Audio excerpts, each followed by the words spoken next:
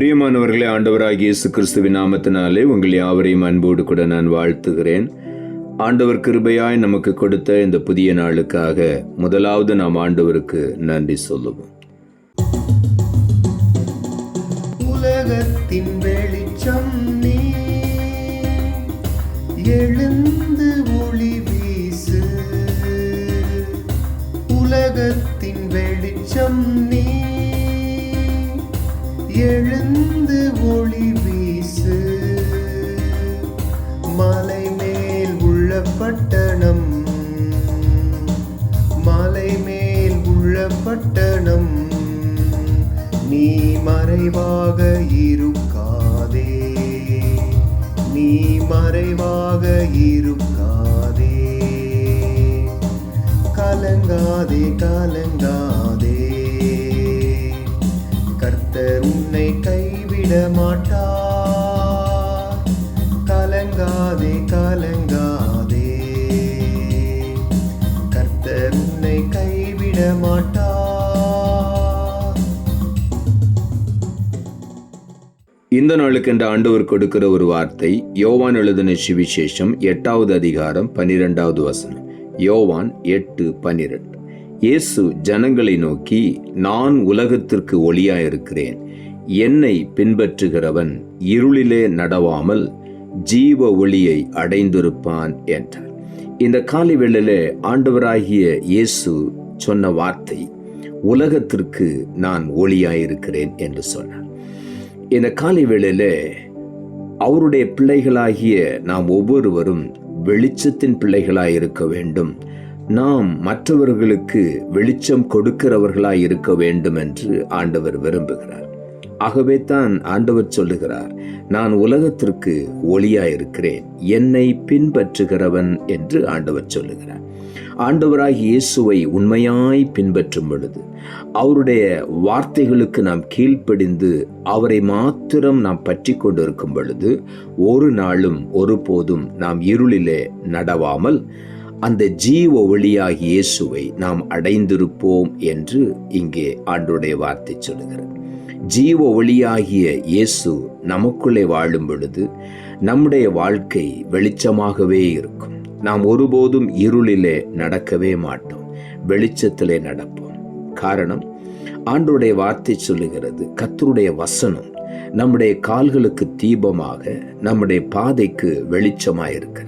ஆகவே ஆண்டவராகிய இயேசுவை நாம் தரித்து கொள்ளும் பொழுது, அவருடைய வார்த்தையை நாம் இருதயத்திலே காத்து நடக்கும் பொழுது, நாம் வெளிச்சத்திலே நடக்கிறோம், ஒளியை அடைந்திருக்கிறோம். ஆகவே ஒரு நாளும் இருள் நம்மை பற்றி கொள்ளவே முடியாது. நாம் இருளிலே நடக்கவே மாட்டோம். ஆண்டவர் நமக்கு வெளிச்சமாய் நம் முன் செல்வார். நாம் அவரை பின்பற்றி வெளிச்சத்திலே நடப்போம். மாத்திரமல்ல, நாமே மற்றவர்களுக்கு வெளிச்சமாய் இருப்போம். யோவான் எழுதின சுவிசேஷம் 12ஆம் அதிகாரம் 46ஆம் வசனம் சொல்லுகிறது, என்னிடத்தில் விசுவாசமாய் இருக்கிறவன் எவனும் இருளில் இராதபடிக்கு நான் உலகத்தில் ஒளியாக வந்தேன் என்று ஆண்டவர் சொல்லுகிறார். உலகத்திலே வந்த எந்த ஒரு மனிதனையும் பிரகாசிப்பிக்கின்ற மெய்யான ஜீவ ஒளி என்று சொல்லி ஆண்டவராகிய இயேசு கிறிஸ்துவை குறித்து வேதம் சொல்லுகிறது. ஆகவே இந்த காலை வேளையிலே நாம் ஆண்டவராகிய இயேசு கிறிஸ்துவை விசுவாசிக்கும் பொழுது ஒருபோது நாம் இருளிலே இருக்க மாட்டோம். நம்மை சுற்றிலும் எப்பொழுதும் ஆண்டவர் பிரகாசித்துக் கொண்டே இருப்பார். ஆகவே அந்த வெளிச்சத்தை நாம் பெற்றுக்கொள்ளும் பொழுது பாவ இருள் நம்மை சூழ்ந்து கொள்ளவே முடியாது. சாபத்தின் இருள், வியாதியின் இருள், பலவீனத்தின் இருள் நம்மை ஒரு நாளும் தொடவே முடியாது, அணுகவே முடியாது. கர்த்தர் நம்மை சுற்றிலும் வெளிச்சமாயிருப்பார். லூக்கா எழுதின சுவிசேஷம் 9ஆம் அதிகாரம் 23ஆம் வசனம் சொல்லுகிறது, பின்பு அவர் எல்லாரையும் நோக்கி, ஒருவன் என் பின்னே வர விரும்பினான், அவன் தன்னைத்தான் வெறுத்து தன் சிலுவையை அனுதினமும் எடுத்துக்கொண்டு என்னை பின்பற்ற கடவன் என்று ஆண்டவர் சொல்லுகிறார்.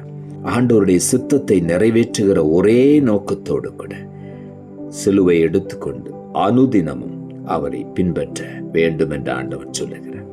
ஆண்டவர் சொல்லும் பொழுது எல்லாரையும் பார்த்து சொல்லுகிறார். சுற்றிலும் இருக்கிற ஜனங்களை, சீஷர்களை எல்லாரையும் பார்த்து சொல்லுகிறார், ஒருவன் என் பின்னே வர விரும்பினால் என்று சொல்லுகிறார்.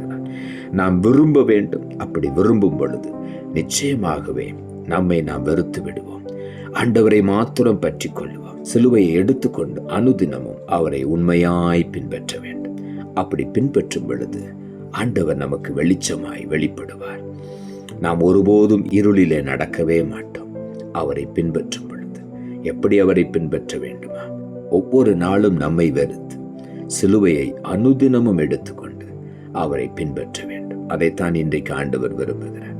மத்தேயு எழுதின சுவிசேஷம் 5ஆம் அதிகாரம் 14ஆம் வசனம் இப்படியாய் சொல்லுகிறது, நீங்கள் உலகத்துக்கு வெளிச்சமாய் இருக்கிறீர்கள். மலையின் மேல் இருக்கிற பட்டணம் மறைந்திருக்க மாட்டாது என்று இங்கே எழுதப்பட்டிருக்கிறது. ஆண்டவராய் இயேசு இந்த வார்த்தையை சொல்லுகிறார். நாம் ஒவ்வொருவரையும் பார்த்து சொல்லுகிறார், நீங்கள் உலகத்துக்கு வெளிச்சமாய் இருக்கிறீர்கள். நாம் ஒவ்வொருவரையும் ஆண்டவர் உலகத்திற்கு வெளிச்சமாய் வைக்க விரும்புகிறார். எப்படி வைக்கிறார்? மலையின் மேல் இருக்கிற ஒரு பட்டணத்தை போல நாம் மறைந்திருக்காதபடி எல்லாருக்கும் முன்பாக ஆண்டவராய் இயேசு கிறிஸ்துவை பிரதிபலிப்பிக்கிறவர்களாய், அவருக்கு சாட்சிகளாய் நாம் ஜொலிக்க வேண்டும் என்று, பிரகாசிக்க வேண்டும் என்று ஆண்டவர் விரும்புகிறார். ஆகவே தான் சொல்லுகிறார், நீங்கள் உலகத்துக்கு வெளிச்சமாயிருக்கிறீர்கள். மலையின் மேல் இருக்கிற ஒரு பட்டணம் எப்படி மறைந்திருக்காதோ அதே போல உங்களுடைய வாழ்க்கை இயேசு கிறிஸ்துவை வெளிப்படுத்துகிற வாழ்க்கையாய் உங்கள் வாழ்க்கை இருக்கும் என்று ஆண்டவர் சொல்லுகிறார். ஆகவே நாம் உண்மையாய் ஆண்டவரை பின்பற்றுவோம். ஆண்டவருக்காக நாம் பிரகாசிப்போம். ஏசாயா தீர்க்கதரிசன புத்தகம் 60ஆம் அதிகாரம் 20ஆம் வசனம் சொல்லுகிறது, உன் சூரியன் இனி அஸ்தமிப்பதும் இல்லை, உன் சந்திரன் மறைவதும் இல்லை. கர்த்தரே உனக்கு நித்திய வெளிச்சமாயிருப்பார். உன் துக்க நாட்கள் முடிந்து போகும். இந்த காலை வேளையில் ஆண்டவர் சொல்லுகிறார், உன்னுடைய வாழ்க்கையிலே நீதியின் சூரியனாகி இயேசு உதிக்கும் பொழுது உன் துக்க நாட்கள் முடிந்து போகும். உன் சூரியன் இனி அஸ்தமிப்பது இல்லை, உன் சந்திரன் மறைவதும் இல்லை. அவரே உனக்கு நீதியின் சூரியனாக உன்னோடு கூட இருப்பார். அவர் நித்திய வெளிச்சமாயிருப்பார். இனி துக்க நாட்கள் உனக்கு இல்லை, அது முடிவுக்கு வந்துவிட்டது என்று இந்த காலை வேளையில் ஆண்டவர் சொல்லுகிறார். ஆகவே ஒவ்வொரு நாளும் நம்மை வெறுத்து சிலுவை எடுத்துக்கொண்டு உண்மையாய் ஆண்டவரை பின்பற்றுவோம். நம்மை ஆண்டவர் பிரகாசிக்க பண்ணுவார். ஆண்டவர் சொல்லுகிறார், நான் உலகத்திற்கு ஒளியாயிருக்கிறேன். என்னை பின்பற்றுகிறவன் இருளிலே நடக்கவே மாட்டான், ஜீவ ஒளியை அடைந்திருப்பான். ஆகவே இந்த காலை வேளையில் அந்த ஜீவ ஒளியை பெற்றுக்கொண்டு அவருக்காக நாம் சுடர் விடுகிற தீபங்களாய் எழுந்து ஜொலிப்போம். நம்மை ஆண்டவர் ஆசீர்வதிப்பார். நாம் ஜெபிப்போம். அன்புள்ள ஆண்டவரை, கிருபையாய் நீர் கொடுத்த அந்த புதிய நாளுக்காய் மறுபடியும் நமக்கு நன்றி செலுத்துகிறோம். ஆண்டவர் கொடுத்த ஜீவனுள்ள வார்த்தைக்காக நன்றி. இயேசு ஜனங்களை நோக்கி, நான் உலகத்திற்கு ஒளியாயிருக்கிறேன், என்னை பின்பற்றுகிறவன் இருளில நடவாமல் ஜீவ ஒளியை அடைந்திருப்பான் என்ற வார்த்தையை கொடுத்தேன். வசனத்தை கேட்டுக்கொண்டிருக்கிற ஒவ்வொருடைய வாழ்க்கையில் இதுவரையிலும் அவர்கள் சுமந்து கொண்டிருக்கிற எல்லா பாவத்தின் இருள், சாபத்தின் இருள், வியாதியின் இருள், பலவீனத்தின் இருள் எல்லாம் இந்த காலை வேளையில் அவர்களை விட்டு விலகட்டும். அவருடைய துக்க நாட்களும் முடிவுக்கு வரட்டும். கர்த்தர் அவருடைய வாழ்க்கையில நித்திய வெளிச்சமாய் பிரகாசிப்பீராக. ஒவ்வொரு நாளும் தன்னை வெறுத்து சிலுவை எடுத்து உம்மை பின்பற்ற ஒவ்வொருவருக்கும் கிருபை தார். நீர் அப்படி செய்ய போகிறபடியினாலும் உமக்கு நன்றி.